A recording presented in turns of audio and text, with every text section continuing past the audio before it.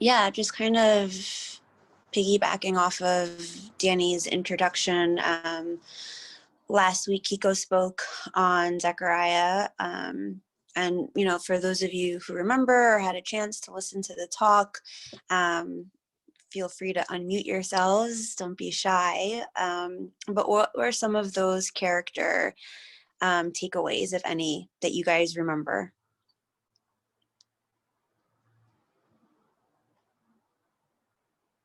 Unmute is in like the left-hand corner.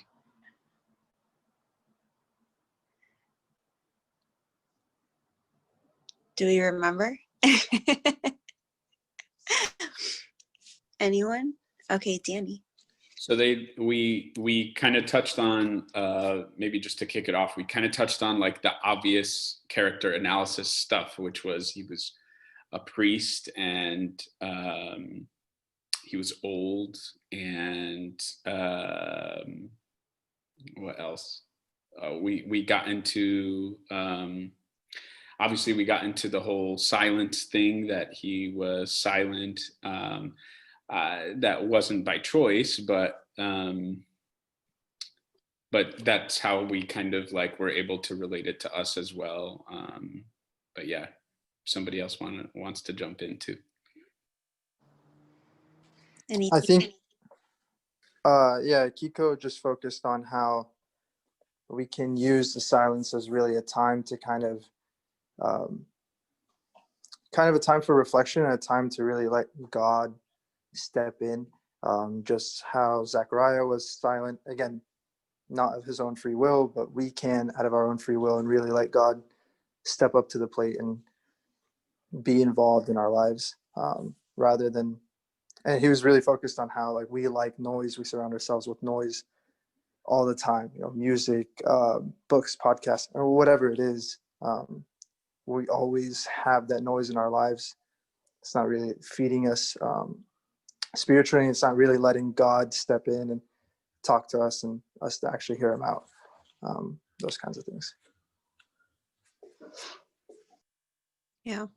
And I read in the chat that Mariette said that silence is not a curse, it's a blessing, all for the reasons that, Mina, you've just mentioned. Okay, good. Yeah, I just wanted to use it as a stepping stone because I think that what's nice about this series is that it very much just aligns itself with the season that we're in, that, is Advent. So it can be very hard to kind of take one character and isolate them and do a character analysis, knowing that the story is much more woven. Everything is kind of very much connected, not just chronologically, but in general.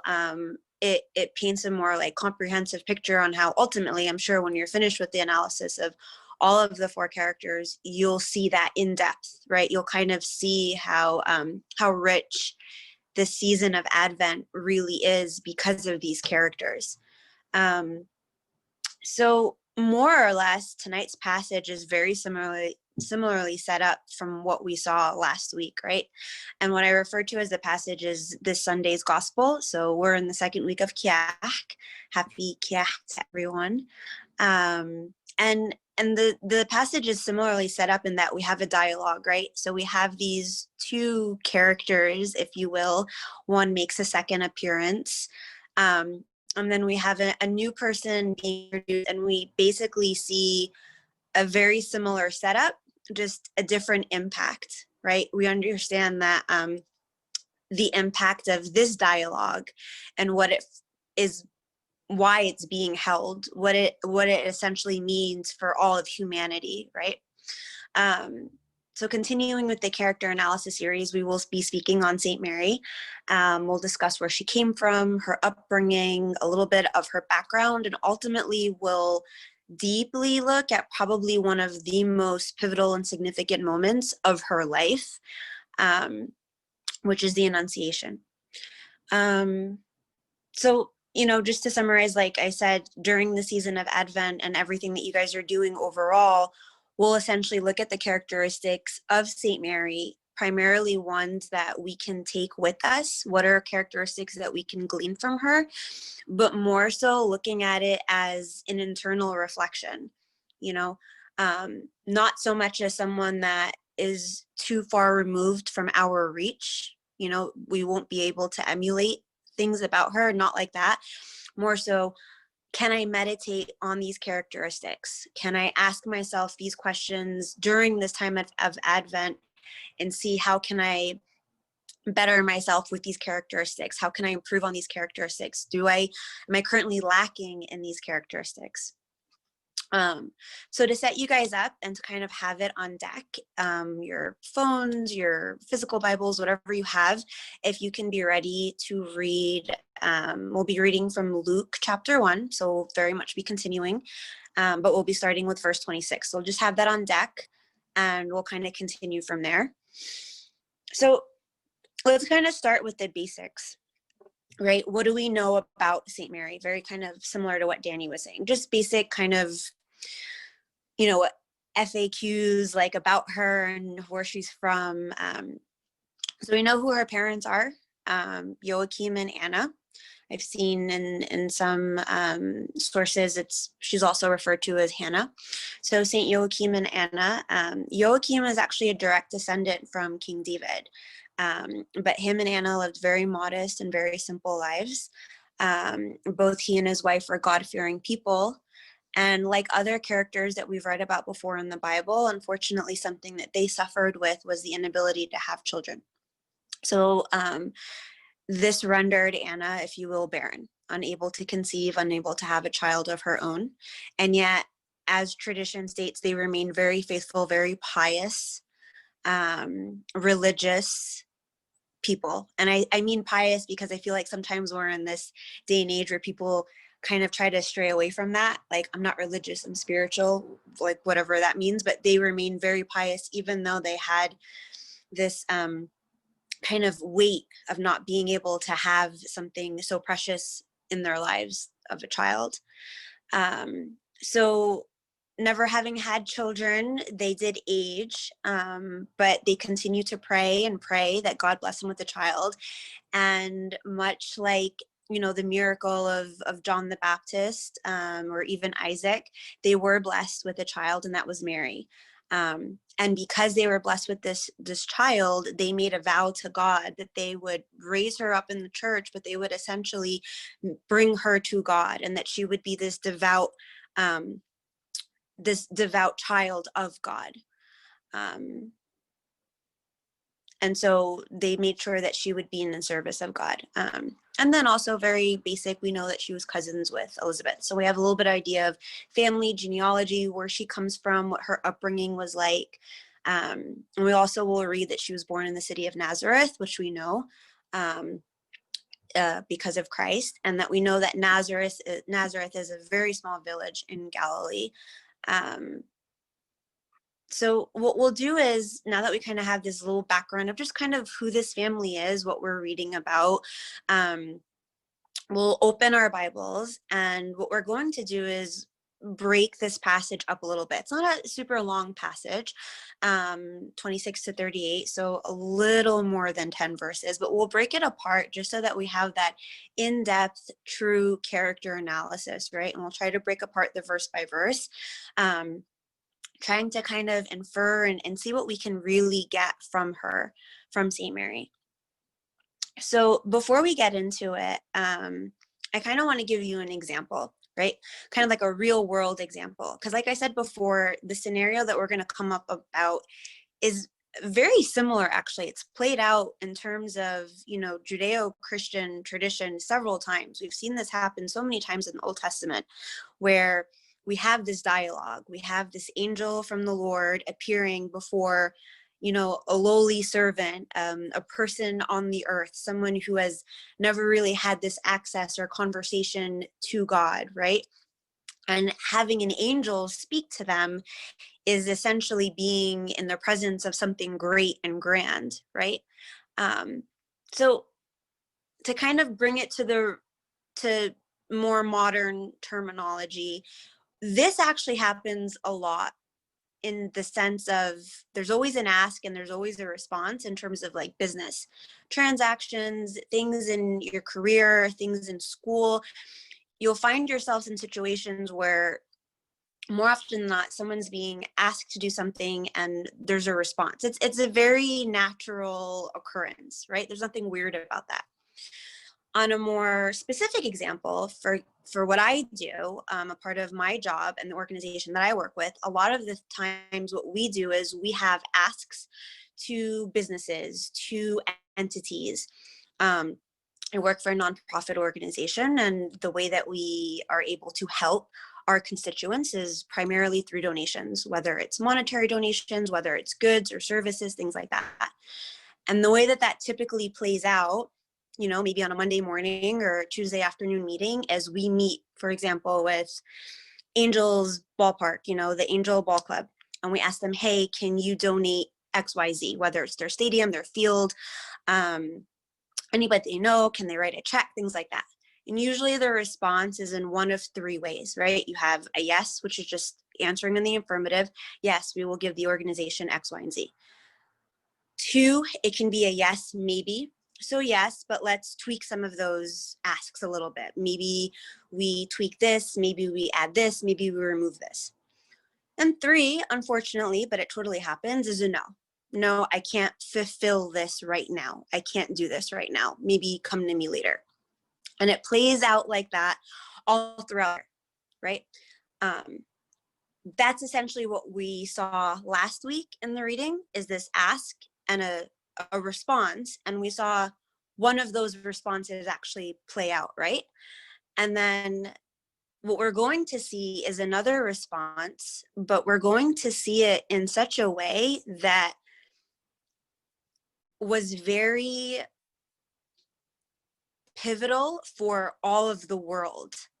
The effect of this response changed the course of all of humanity, our salvation, essentially. So there's a depth to it that goes beyond just one person.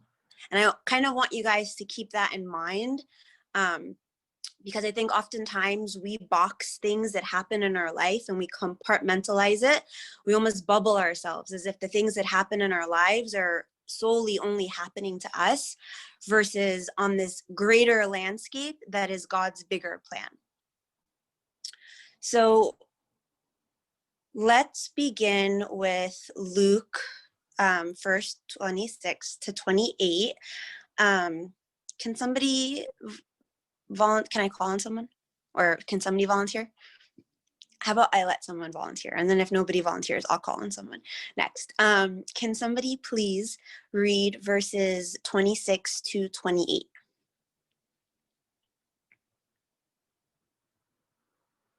Really, I have to call on someone? What chapter was that, Joy? Chapter 1. Luke chapter 1, verse 26 to 28. Mm-hmm. Okay. Now in the 6th month, the angel Gabriel was sent by God to a city of Galilee named Nazareth, to a virgin betrothed to a man whose name was Joseph, of the house of David. The virgin's name was Mary. And having come in, the angel said to her, "Rejoice, O full of grace. The Lord is with you. Blessed are you among women." Okay. Thank you, Mina. So timeline of events. We're set up kind of nicely in terms of where we are chronologically. The angel's announcement, Gabriel's announcement to Mary, happens 6 months after Elizabeth's announcement, or her pregnancy, was made known. So she's 6 months pregnant. And we're told that Mary was a virgin, but she was betrothed. So let's kind of pause for a second here and kind of unpack why this betrothal is important and the significance of it.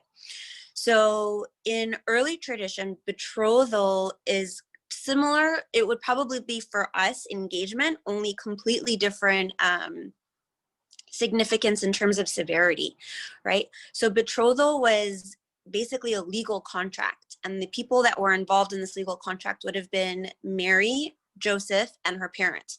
Probably not Joseph, because we know from tradition that Joseph was much, much older than her. So possibly his parents had passed, so that wouldn't have been the understanding among them. But the idea of it was that the commitment was among them. and that they were under the same obligations of faithfulness that they would have been under marriage. So not technically married, but it wasn't a casual arrangement. So for example, if there were to be any infidelity, or if there were to be any type of, grounds for, ending it, it would end in a divorce. So very much similar to what would happen in a marriage. The only difference is the betrothal period would happen for a period of a year, right? And during this year, Mary and Joseph were not living with each other. So Mary was still with her parents until the year had passed. Again, the idea of it was that there was legal parameters. So it still benefited from the legal parameters of the marriage, but it didn't benefit in the sense that they weren't married people. They weren't living with each other. They weren't one, and they did not have sexual relations with one another. So again, all of this to be very important and to keep in mind, because as we see the dialogue progress, we understand what the implication would be for Mary. And then based on the fact that she's betrothed, we have an understanding of her age. So I didn't speak about this prior, but to give you a little understanding of her upbringing, Mary spent the majority of her life up until this point in the temple. So when the Lord blessed Anna and Joachim with her birth, and they vowed that Mary would be a servant, would be in full service to God, she was only under the protection and the guidance of her parents for 3 years. So once Mary turned 3 years old, I want you to stop and think about any 3-year-old that you know currently right now. As soon as they turned 3, she was sent to the temple, and she lived among other women who had also devoted themselves to the Lord's service. So other women who, lived in piety, lived in virginity, things like that. And then around 12 years old, like early teenage years, the priest of the temple couldn't keep her anymore. That was just kind of the law of the land then. So they had arranged that she be betrothed, which I had just explained, to a man within the community that would serve to protect her. There's actually if you're not familiar with how Joseph was chosen, you can look it up. It's actually very interesting how he was chosen for her. It was essentially divine intervention. But that is how Joseph was chose to essentially protect her and to protect her purity, since it was already, her service to God was essentially already consecrated just by virtue of the fact that her parents had told her or had sent her to the temple. It was already a given. So you're getting an understanding of Mary, who she is, how old she is. Okay, she's probably between 12 to 14 years old. So she's a young teenager. So again, think of any 12, 13, 14-year-olds all right? Freshman in high school, just out of middle school, very young, very innocent in the sense that not much has been exposed to them, their mind wise, their experience wise. They don't know much of anything, right? So we kind of have an understanding of how old she is, what her background is, what her state of mind is, what, if anything, she's really been exposed to since then. And on top of that, since she's been under study in the temple for 9 years, she's very much well versed in scripture, in the traditions of her people, in the writings of the previous prophets. And at this point, we're told, or she's being essentially told things by Gabriel, right? So she's told 3 things. She's told she's highly favored, the Lord is with her, and she's blessed. So kind of setting you up before and kind of giving you a background of where she's from. She's from a small village in Galilee. Her parents are very humble, much, much older people. She's grown up in a temple her whole life, really, doesn't really know much of anything outside of the temple. And she's a young person. And we're not really told where Gabriel appears to her, but then all of a sudden, this angel of the Lord is essentially telling her that she's highly favored, that the Lord is with her and that she's blessed. I mean, to take a second and to pause and to understand the position that St. Mary is in right now is to say it's a very surreal experience that someone who is of no status, of no fortune, of no particular title, of no means is being addressed by this angel, this messenger of the Lord, and is being told all these things about her. What we get from this is, I imagine, is sometimes we put weight on those things. We put weight on certain things like status, title, degrees, where you are in the phase of your life, where your family's from, what your parents do, what your education is, what you've accomplished. We almost feel like we put these superlatives in front of us, almost to say that only these things would kind of put us in a position to do great things. Like, we know where the story is going, but to kind of set it up and to show with everyone that she wasn't in the traditional position to do this miracle, this gift of salvation to humanity. And yet this is the person, this is the young woman that God chose.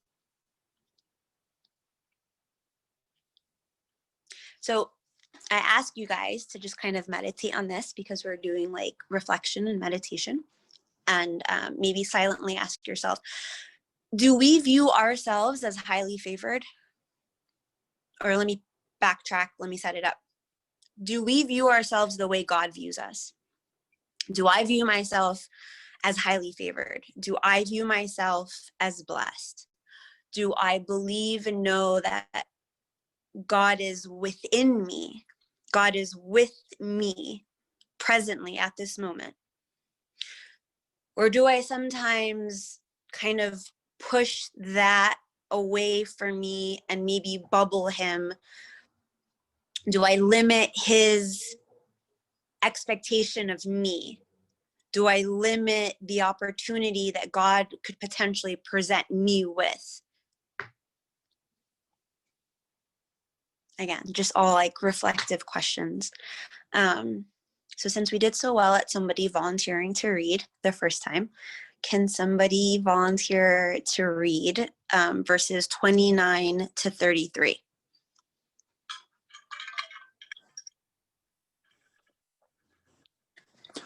But when she saw him, she was troubled at his saying, and considered what manner of greeting this was.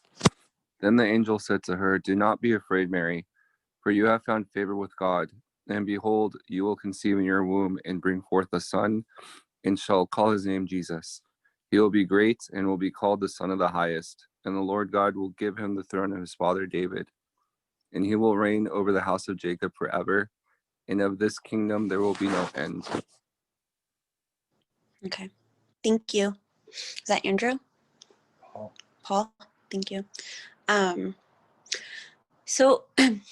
So now, right after Gabriel kind of says these beautiful words about her, we see that she has a reaction. So for the first time in this passage, we actually see her reacting. We see how she's responding to him. And it's more of like a physical response, right? She hasn't spoken yet. She hasn't said anything yet. We don't even know if she's like left or done anything other than that, right? And we know this because it says that she was troubled. The fact that St. Mary was troubled is really, truly a reflection of her humility. Because prior to what we had prior to this current reading, we just went over the account that Gabriel is giving her about the Lord and how he feels about her and all these wonderful things about her, who she is. And so for her being troubled is more of like a puzzled, like me, like it's coming from a place of humility. She's surprised to hear such extravagant words. I can imagine that growing up in a temple, being a young female, somebody, again, you know, not to beat a dead horse, but, you know, she wasn't in Oxford for these 9 years. She wasn't studying necessarily with like,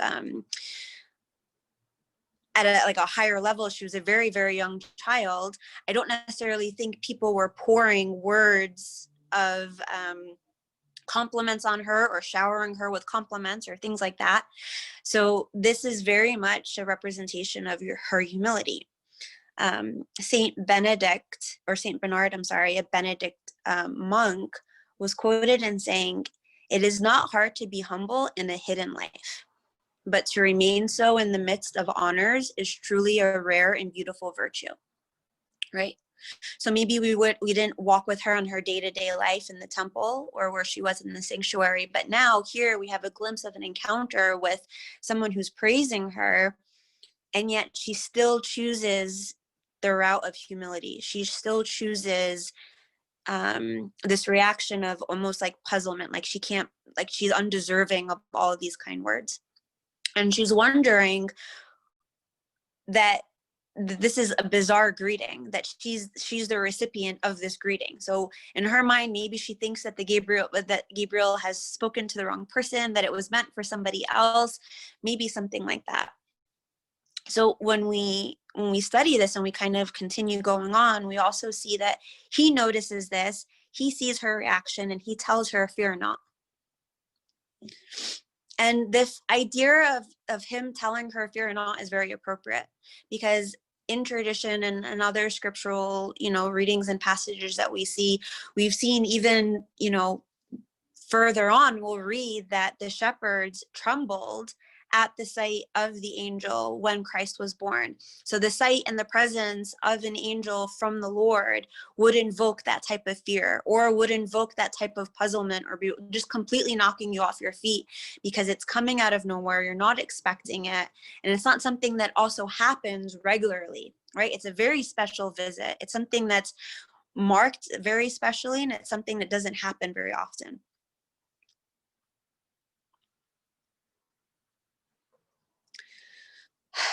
So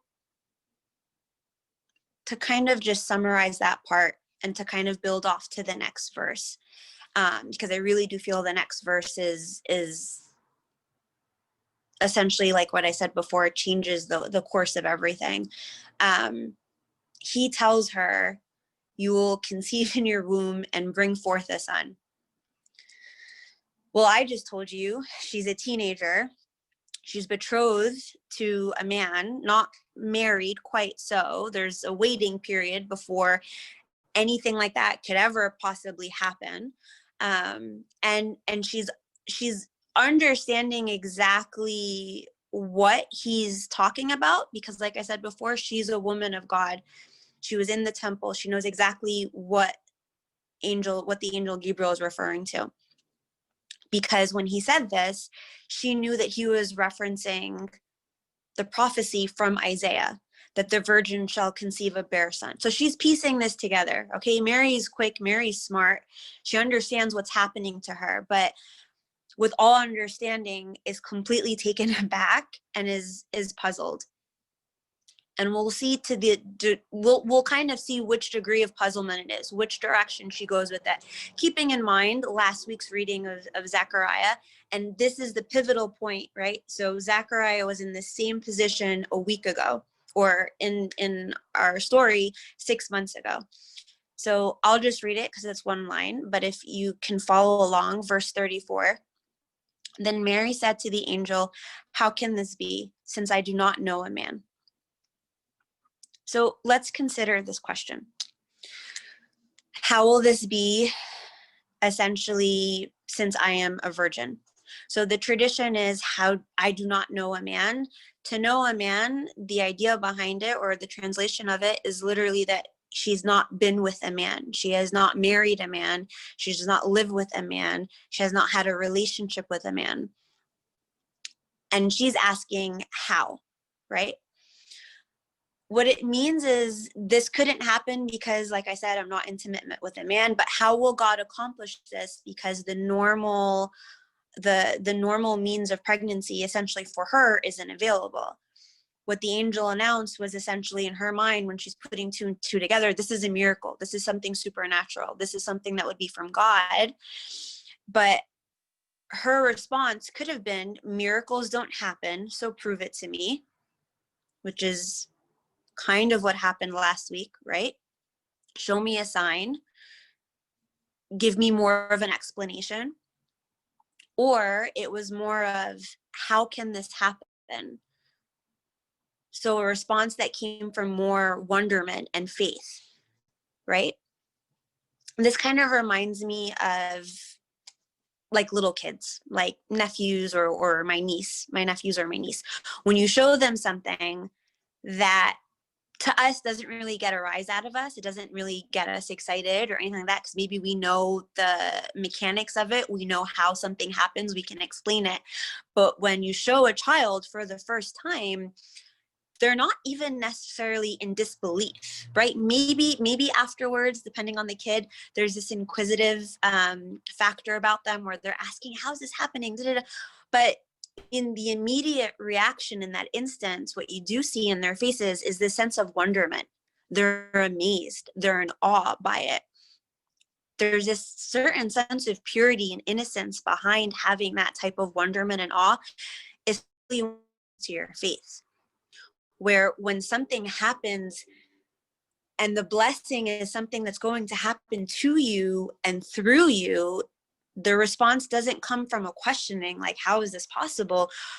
But there's a purity and an innocence of like, how? Like, wow, like I'm taken aback by it.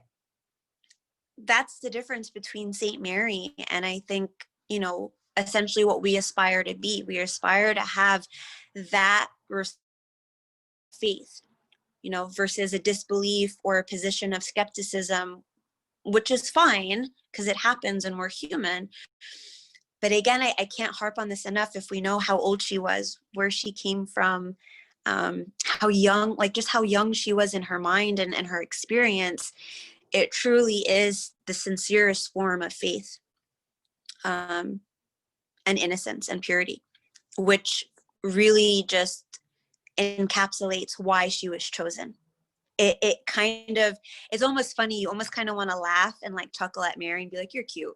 Before, you didn't even know why you were full of grace or chosen or blessed. You just proved it. Like, your response just completely proved what Gabriel said. You're so cute.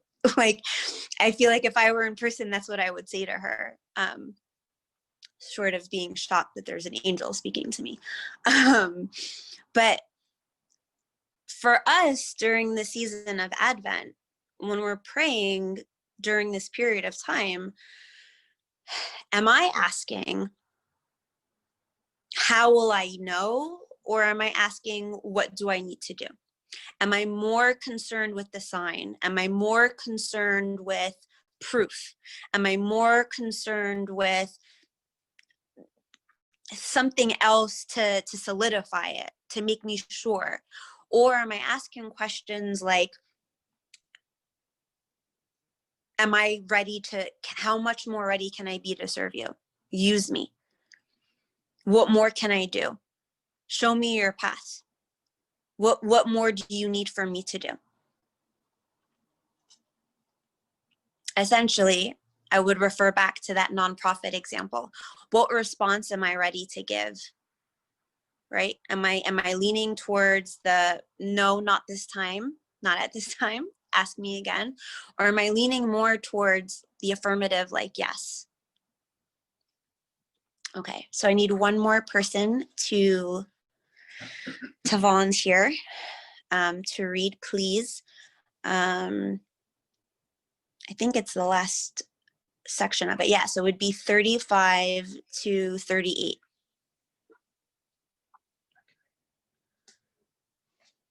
And the angel answered and said to her, the Holy Spirit will come upon you, and the power of the High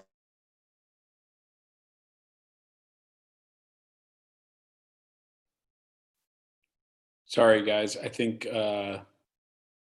Joy, he was using your mic, and I think you muted him. Yeah. Oh, I thought that would help, like without an echo. My bad. No, I don't think he unmuted himself. Sorry. Can you read that again, Nina? Okay. Yeah. Okay. What was it again? 35 and 36? 35 to 38. Okay. And the angel answered and said to her, the Holy Spirit will come upon you, and the power of the highest will overshadow you. Therefore also that Holy One who is to be born will be called the Son of God.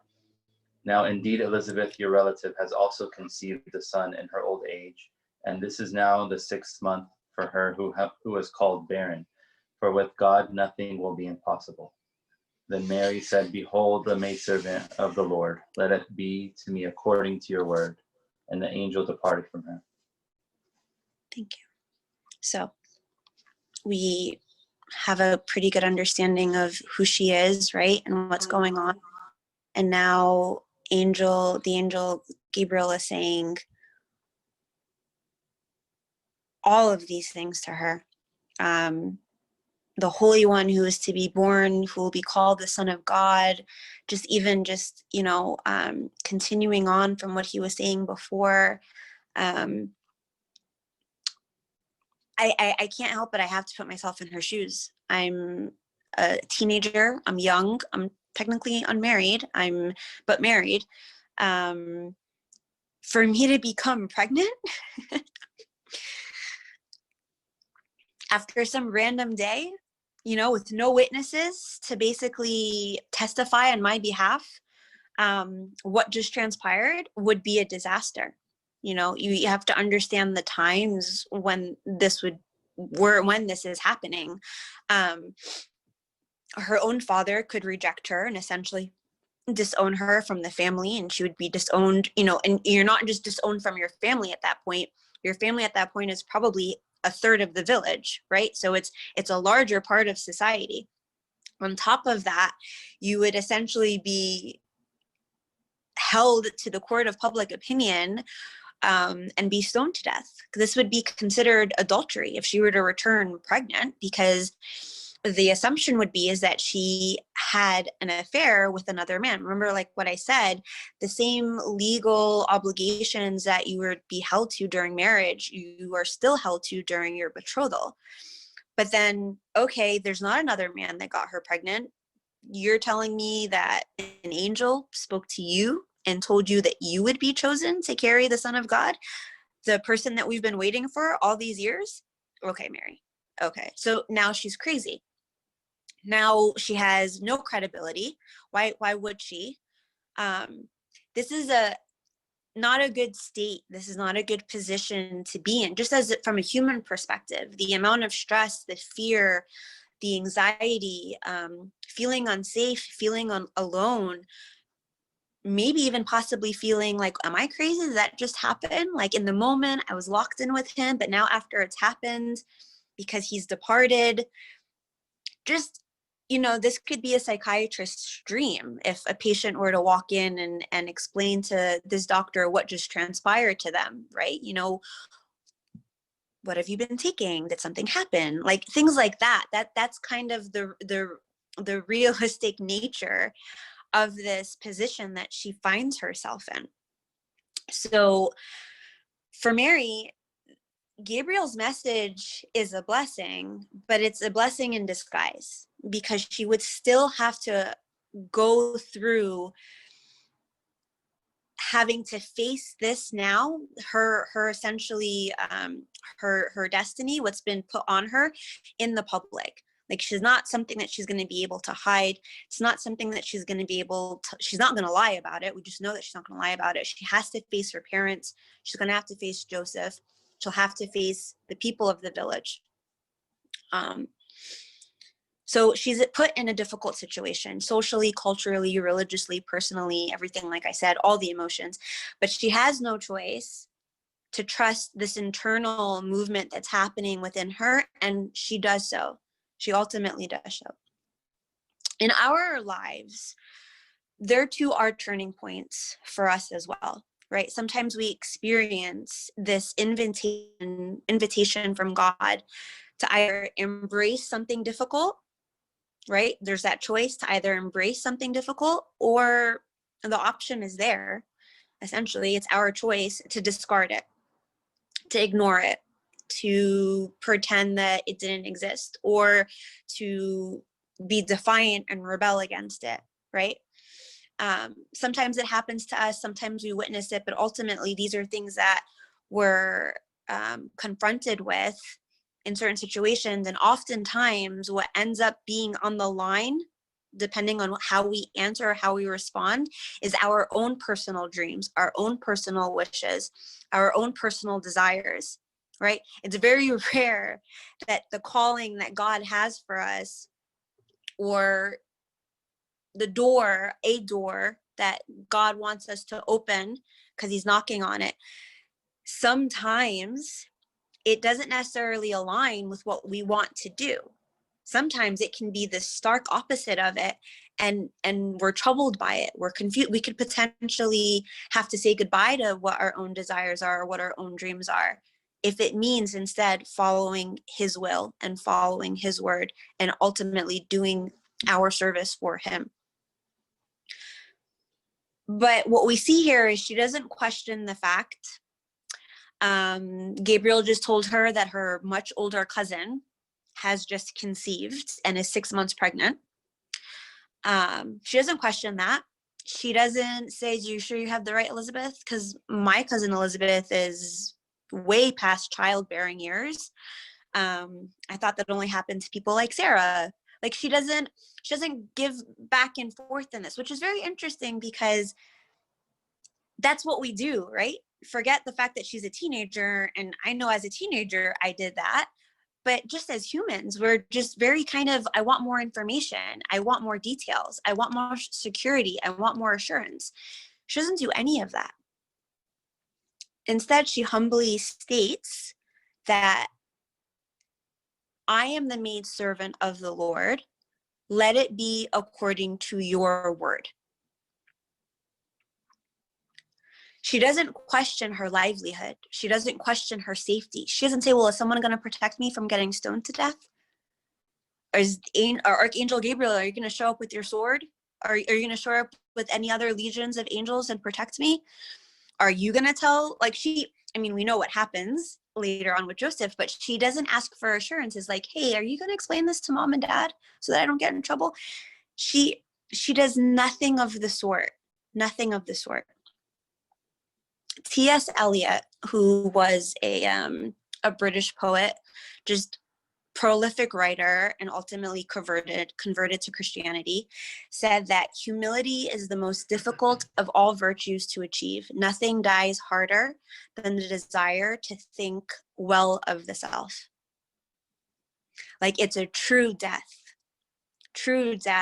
when you put down the desires, your own selfish desires, the desires of how you will fare, your livelihood, and you've humbled yourself to the point of understanding that Mary, at such a young and such an innocent, understood, this is bigger than me.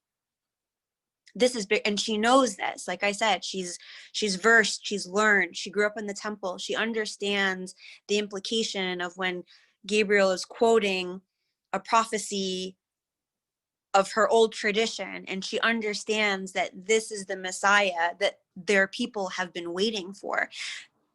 She gets it to an extent. So what does this mean for us?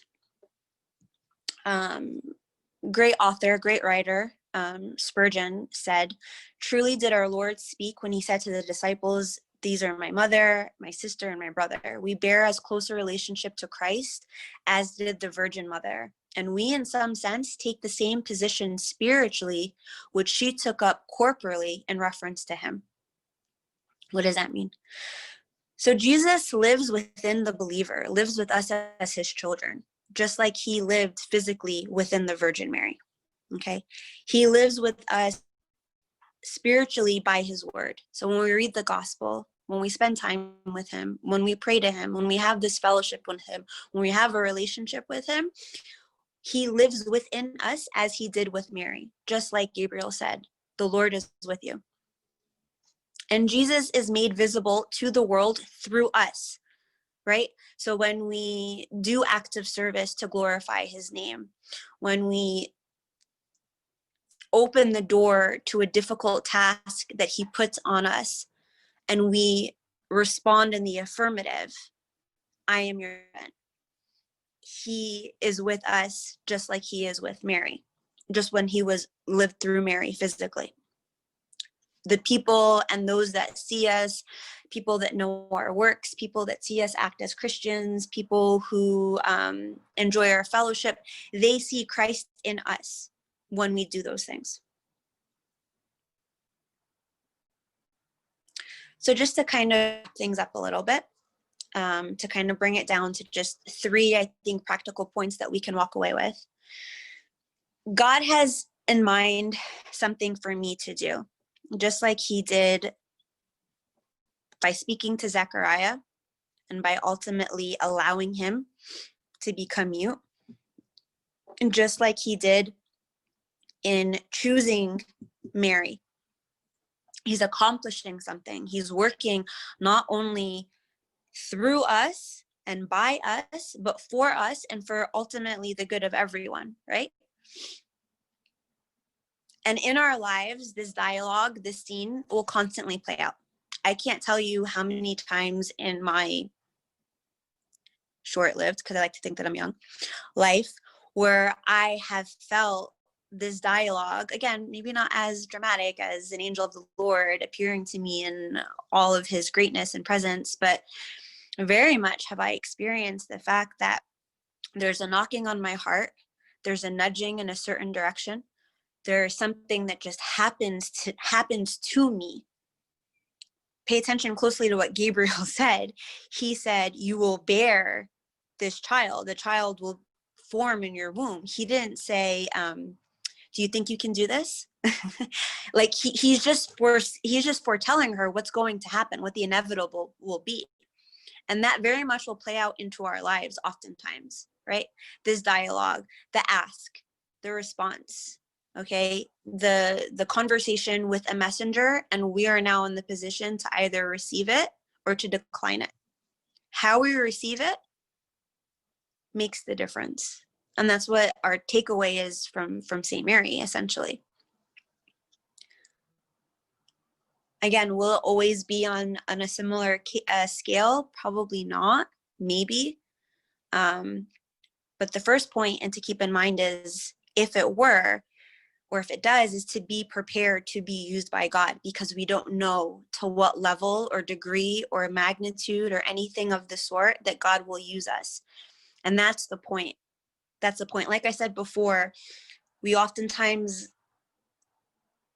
compartmentalize God and me in my little like bubble. Like, this is just happening to me and God, or this is just like, I can't believe I have to do this, or I can't believe that this is what I'm dealing with. Not truly understanding his full picture, the magnitude of his plan. So we need to be prepared to be used by him. St. Mary's encounter with Gabriel marks more than just a divine experience, but it essentially shows that through her obedience and submission to God's will through humility is essentially her lifelong yes. Maybe we need to re-examine like our lifelong yes as being Christians. Is it truly a yes? Or do we sometimes not want to do everything that a Christian is tasked to doing? Do we sometimes want to stray away from things that are a little bit more difficult and not as convenient for us? I was reading when I was preparing for this, and I saw something interesting, like a quote from this career coach, which is a real thing, I believe. A career coach, his name is Daniel Reynolds, and he was quoted on saying, millennials and the greater younger general population are coming to have no faith in the concept of loyalty. her loyalty, this lifelong yes, is probably the greatest cost that in her life at that point she just gave, right? Because it's gonna come with the unpleasant explanation of what just happened. It's gonna come with people doubting her. It's gonna come with accusations, right? Loyalty is and he went on to say that loyalty is the foundation stone of the Advent devotion. Like Mary, we wait. In Advent, we wait. We prepare the way of the Lord as we wait, and he strengthens our heart. In Psalm 27, verse 14, David says, wait for the Lord, be strong, and let your heart take courage. Wait for the Lord. So number one, be prepared to be used by God. Number two, put your faith in God.